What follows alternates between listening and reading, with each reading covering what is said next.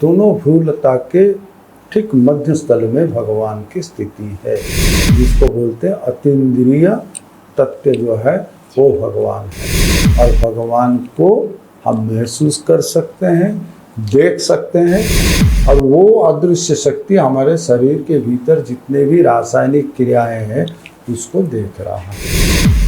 तो प्राण जो है वो इन बिटवीन एक सीक्रेट चैम्बर होता है लंग्स के पास, तो वहाँ प्राण रहता है। खुद के भीतर हम अगर गुम हो जाए, अगर डूब जाए, तो फिर आनंद का प्राप्त होता है। तो जय गुरुदेव, जय श्री जगन्नाथ। मैं हूँ आपके साथ लिप्सा। आप सभी को फिर से स्वागत करती हूँ हमारे पावरफुल स्पिरिचुअल प्रोग्राम समाधान श्रृंखला में। उम्मीद करती हूँ भगवान की कृपा से आप सब बहुत अच्छे होंगे। हम सभी चाहते हैं ईश्वर को देखने के लिए और ईश्वरीय शक्ति को फील करने के लिए, बट हमेशा उसका आभास हमें नहीं हो पाता। तो इसी रिलेटेड कुछ अनोखी बातें हम रखे हैं हमारे आज के आध्यात्मिक कन्वर्सेशन में।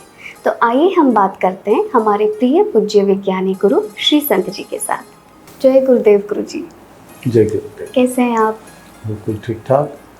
गुरु जी, हम लास्ट एपिसोड में बात कर रहे थे कि हमारे ऑर्गन डोनेशन या फिर अर्धांगिनी हो गया, बहुत कुछ डिस्कशन किए प्रोडक्टिव। तो आज मैं दर्शकों की तरफ से और भी बहुत कुछ आपसे जानना चाहूँगी।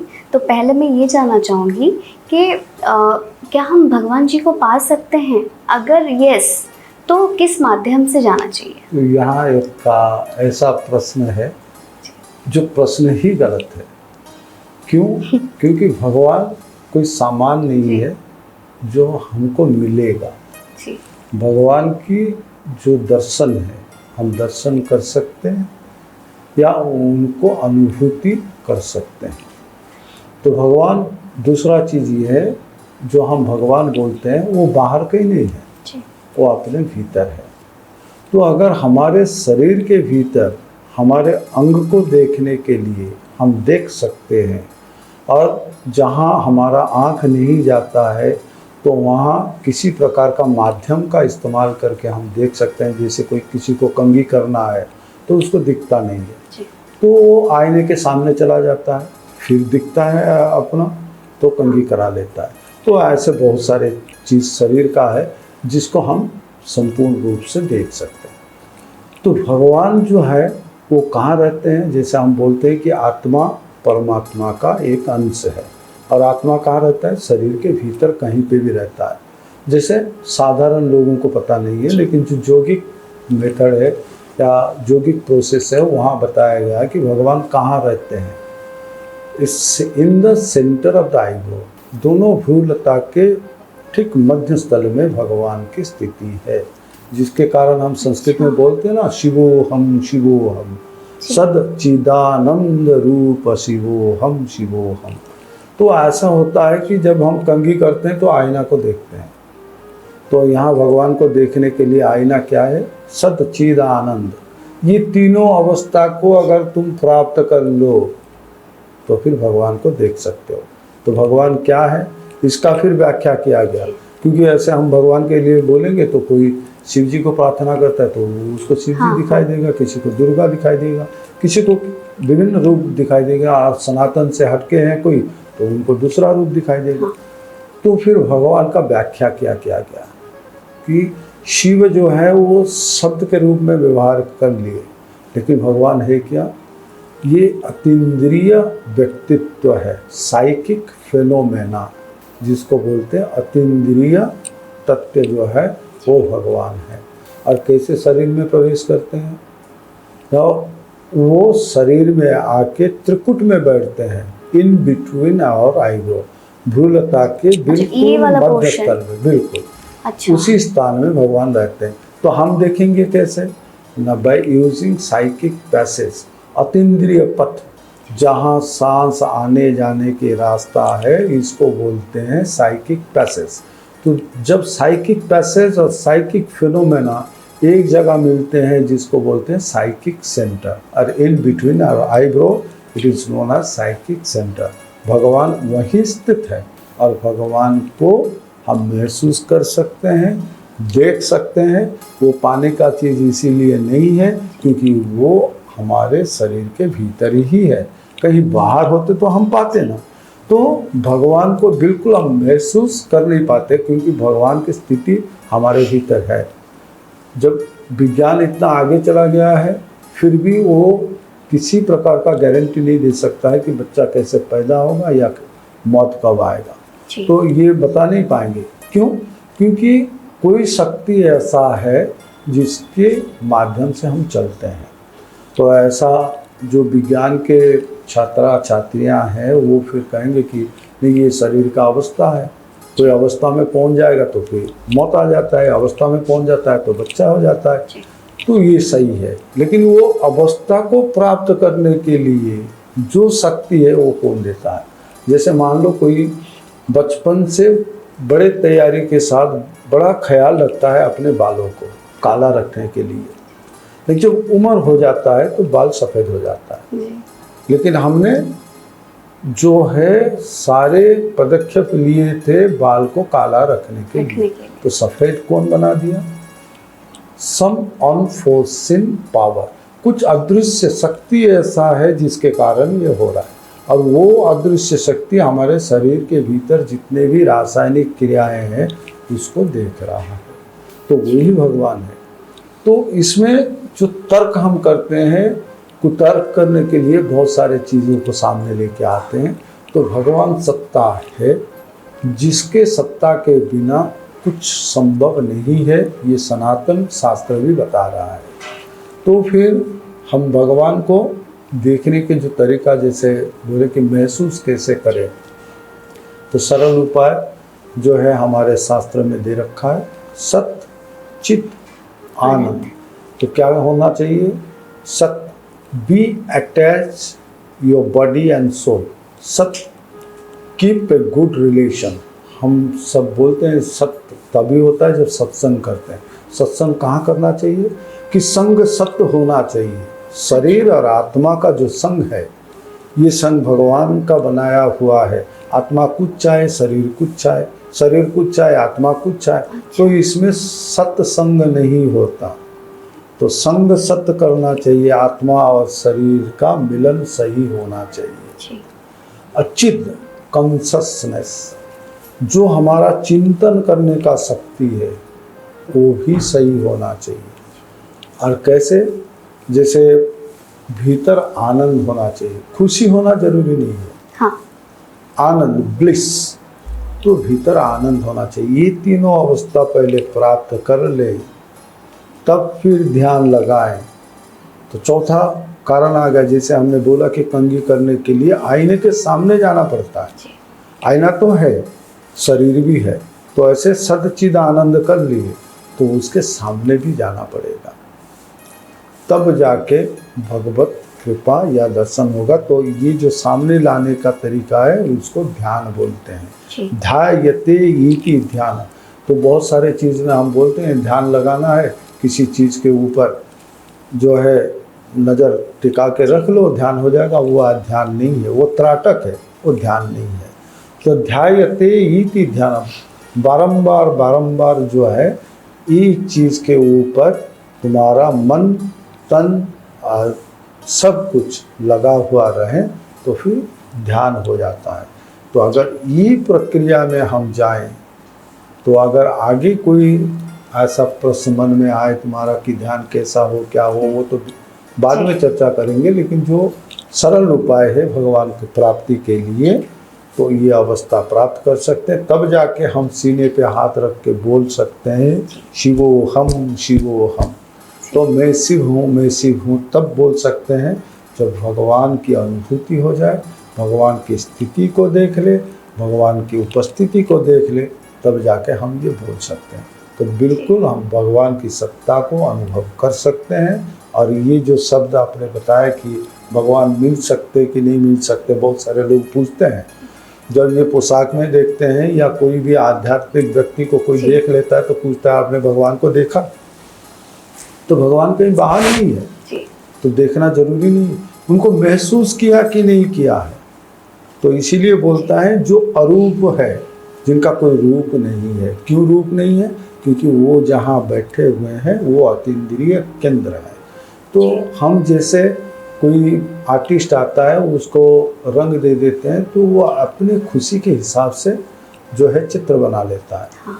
तो ऐसे हम भी रूप बना सकते हैं, हमारे खुशी के हिसाब से, हमारे चिंतन के हिसाब से हम भी रूप बना सकते हैं। लेकिन जो माने भगवान अरूप ही है और अपने त्रिकूट के मध्य ही बैठे हुए हैं, जिसको हम साइकिक सेंटर, पिट्यूटरी ग्लैंड या त्रिकूट बोल सकते हैं। तो भगवान को बिल्कुल हम महसूस कर सकते हैं। जी गुरुजी, तो फिर हम जो बोलते हैं कि हमारे अंदर आत्मा है, तो अगर ये परमात्मा की शक्ति है बीच में, तो आत्मा की लोकेशन कहाँ है? मतलब वही है सेम या फिर कुछ? नहीं, ऐसा है, बहुत सारे छोटे छोटे चीज़ों के ऊपर हम नज़रअंदाज करके चले जाते जी हैं। जी। तो जैसे कोई माँ के गर्भ में बच्चा होता है तो अल्ट्रासाउंड करते हैं तो हम क्या बोलते हैं? लाइव फोटोस, कि ये जीवंत है। फिर जब बाहर आते हैं बच्चा तो हम बोलते हैं क्या? वो जीवन दान उसको मिल गया है, वो जन्म ले लिया है, इसका मतलब जान इसमें आ गया है। अगर पेट के भीतर जान नहीं था तो बाहर आके जान आ गया। जी। तो पेट के भीतर उसके सांस चलता कि नहीं चलता है, हार्ट बीट होता कि नहीं होता है, हम सब पता कर लेते हैं, तो वो जीवंत रहता है। लेकिन जब बच्चा पैदा होता है तो तुरंत उसको पैर से धर के नीचे की ओर उसका सिर कर दिया जाता है। अच्छा। तो फिर एक हवा चलता है, जैसे एक भाल्व होता है।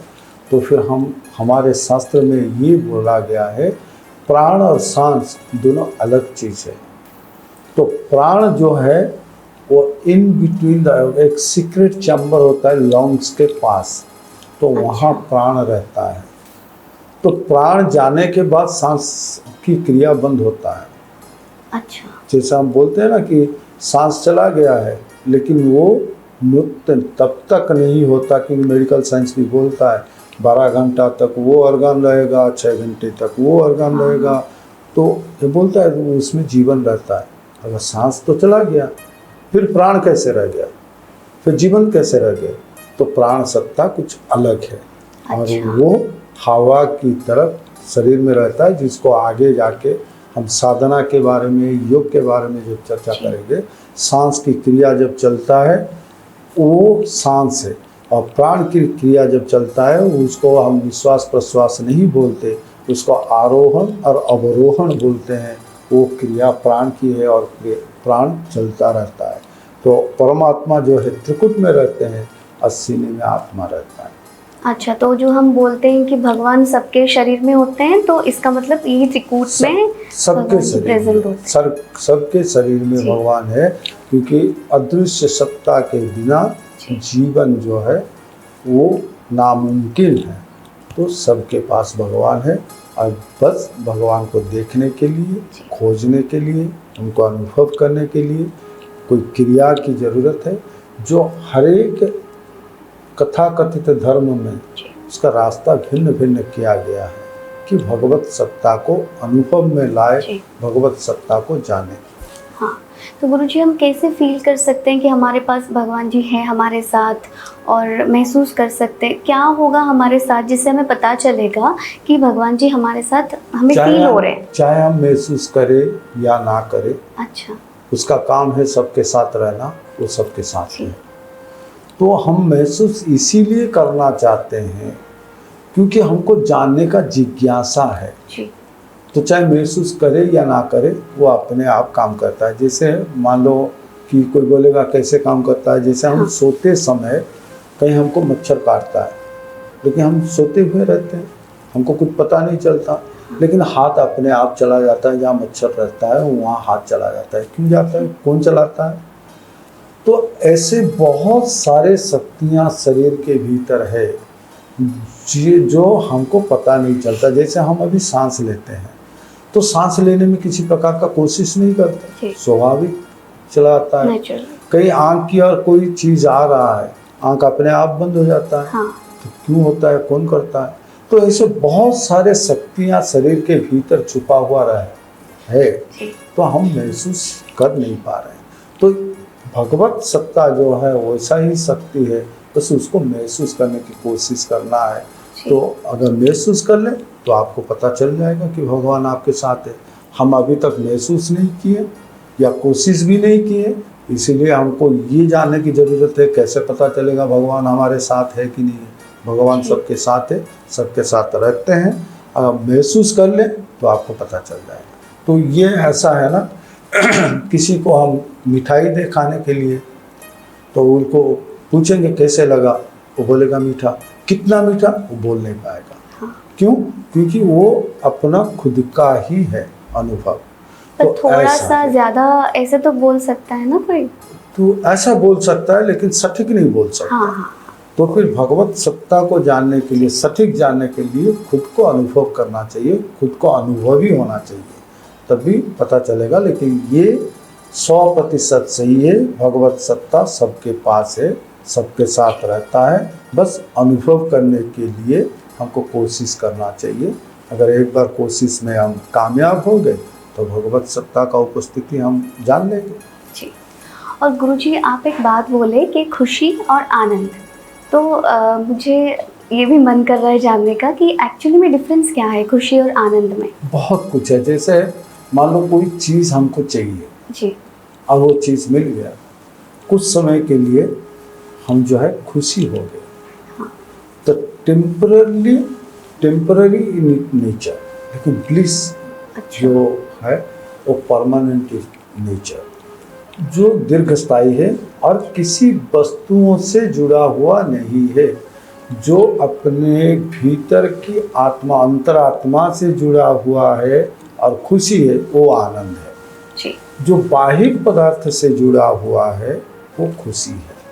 तो किसी प्रकार का बात जो है हमको कुछ समय के लिए जो खुशी रख सके वो खुशी है, लेकिन ऐसा कुछ अनुभूति है जो जिंदगी भर हमको खुशी दे सकता है, वो आनंद है, वो ब्लिस है।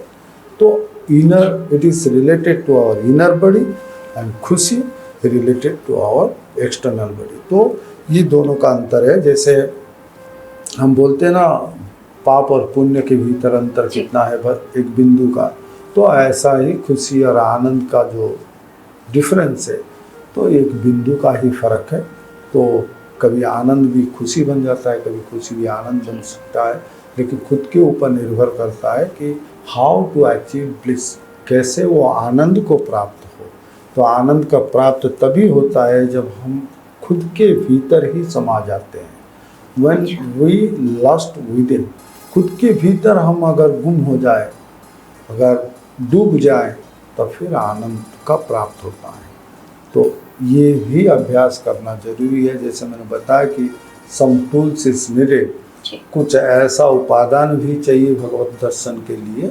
तो फिर खुद के भीतर ही जो है खुद को हजाना, वो भी एक क्रिया है। और एक बार अगर आप गुम हो गए भीतर तो फिर आपको आनंद ही आनंद मिलेगा। जी गुरुजी, खुशी जो है वो तो हमें पता है कि हाँ इस चीज़ से खुशी मिलती है, उस चीज़ से मिलती है, बट आनंद का कुछ है कि इसी से ही मिल सकता है या फिर कोई एग्जाम्पल? तो इसके लिए बहुत सारे रास्ते जो दिखाया गया। अच्छा। जैसे पथ के हिसाब से मत का परिवर्तन हुआ। कोई संकीर्तन से अपने भीतर प्रवेश करता है, कोई जप से अपने भीतर प्रवेश करता है, कोई तप से करता है, कोई योग से करता है, कोई अन्य क्रिया जैसे हैं, तो क्रियाओं के आधार पर अपने आप के भीतर ही जाता है। तो वही जो है प्रक्रिया है, वही क्रिया है जिसको हम आध्यात्मिक क्रिया बोलते हैं। और आध्यात्मिक में ये अष्टांग मार्ग भी जो है हमको दिखाया गया है कि पतंजलि सूत्र के हिसाब से 8 प्रकार का जो है पौड़ी है, स्टेप्स है। तो ये पौड़ी को अतिक्रम करते हुए हम जब 7वां स्तर को अतिक्रम करता है तो 8वां स्तर में हम समाधिस्थ होते हैं। तो उसी समय ये सब प्राप्त होता है, इसी समय हम सबको महसूस ही होता है। अच्छा, ठीक है गुरुजी, अब तो ये बहुत लंबा चैप्टर है, इसमें और भी बहुत कुछ है जानने को, जो कि आज तो हमारा समय हो गया है। इसके रिलेटेड और भी डिटेल्स चर्चा करेंगे हम नेक्स्ट एपिसोड में। समाधान के लिए जो भी चाहिए जानने के लिए, जो भी इच्छा है या फिर जो देख रहे हैं ये कार्यक्रम उनके मन में भी कोई प्रश्न हो जी। तो आप प्रतिनिधि बन के पूछ सकते जी हैं। गुरुजी, मैं ट्राई करूंगी कि सबके प्रश्नों को मेरे थ्रू से आप तक पहुंचा सकूं और आपके बातों को उन तक पहुंचा यू आर सकूं। Most welcome.